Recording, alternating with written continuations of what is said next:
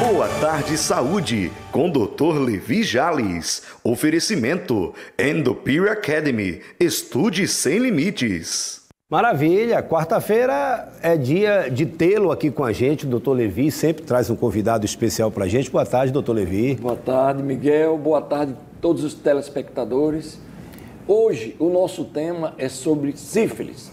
Você sabia que o mês de outubro também contempla a defesa no combate à sífilis? E para falar sobre essa doença, estamos aqui com o nosso convidado especial, o professor Luiz Alberto. Boa tarde, professor. Boa tarde a vocês, a todos os espectadores que nos assistem ou nos ouvem.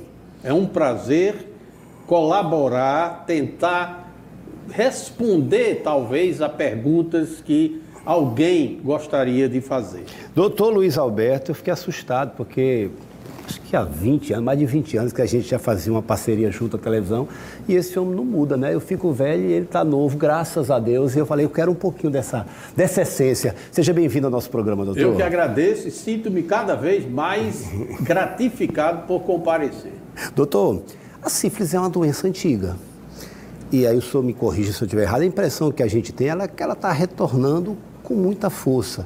Gostaria que o senhor primeiro explicasse o que é sífilis e por que essa retomada dos casos. Na realidade, sífilis, que também é conhecida sob a denominação de LUES, L-U-E-S, é uma bacteriose, portanto é uma doença infecciosa causada por uma bactéria antiguíssima, muito descrita há várias décadas atrás, e que durante algum tempo foi considerada equilibrada em relação ao comprometimento das populações. Acontece que a partir de 1960, quer dizer, não faz tanto tempo assim, mas já tem algumas décadas, essa doença começou a recrudescer, ou seja, a demonstrar crescimento não só numa determinada localidade, num determinado país, mas globalmente falando.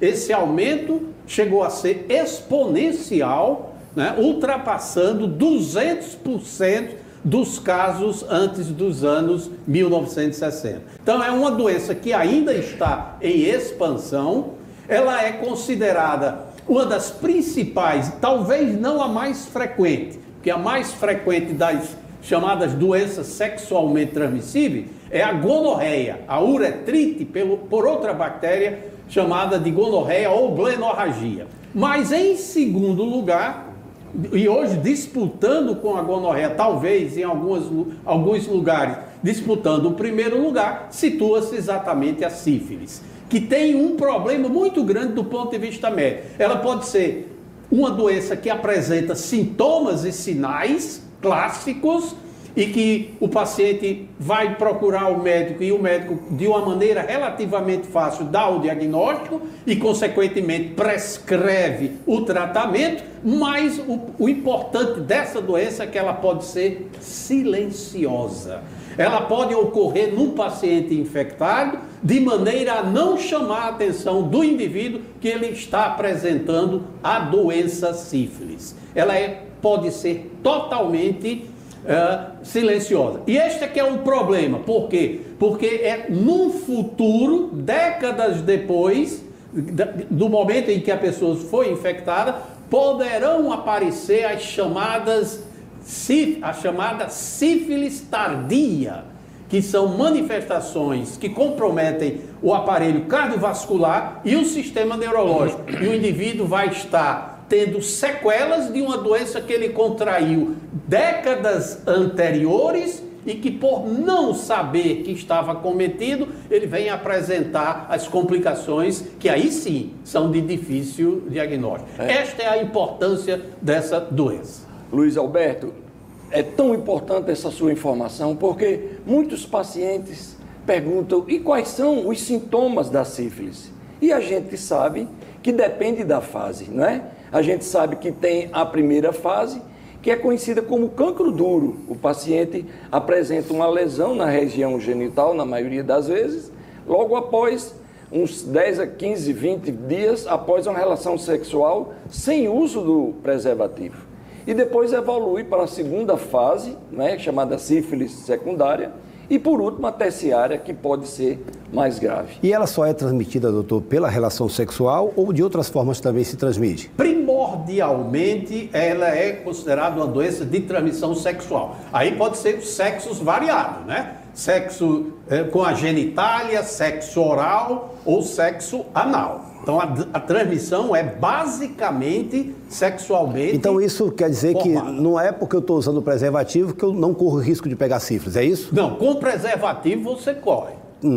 Corre risco, mas Reduz. muito menor do que sem o preservativo. Agora, eu acho que cabe também a gente lembrar aos seus telespectadores, doutor Levi, que a doença pode ser transmitida pelo sangue, contato com o sangue, e talvez a parte mais importante nos dias de hoje é a transmissão durante a gestação. A congênita, né? A transmissão congênita. Então, a mulher grávida que contraia durante a gravidez essa doença chamada de sífilis ou lues e que pode, em qualquer momento, em qualquer período da gravidez, passar a bactéria causadora da doença para o seu feto ou durante o trabalho de parto. E aí as repercussões são extremamente graves e podem trazer as maiores repercussões. É por isso que, como ela pode acontecer no indivíduo sem causar sintomas, toda grávida obrigatoriamente faz, no período pré-natal, testes, pelo menos 3, é o mínimo que se considera,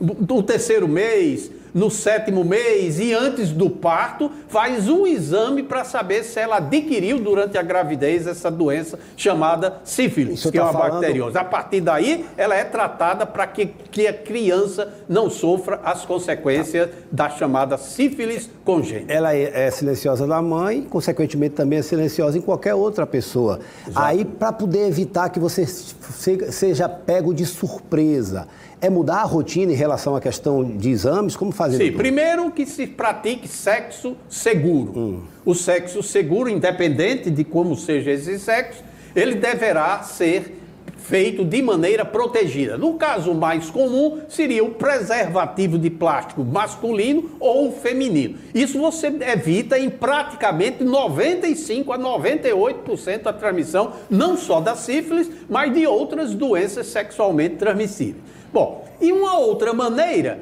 é aquela que se aconselha principalmente nos países subdesenvolvidos ou em desenvolvimento, como no caso do Brasil, é que cada pessoa que comece a sua atividade sexual, né, normalmente seria pós-adolescência, adulto, jovem, a partir daí ele faça o exame, se a pessoa mantém atividade sexual, mantenha um exame simples, factível de ser feito em praticamente qualquer laboratório, a custo zero, inclusive porque pode ser feito pelo SUS, sem custo algum, a cada 4, 6 meses de atividade sexual. Então, por volta de 2 vezes ao ano, o indivíduo ou a indivíduo faz a pesquisa através desse exame, que é uma sigla VDRL, que é uma sigla em inglês, e que você sabe se foi infectado ou não. Na gravidez, esse exame é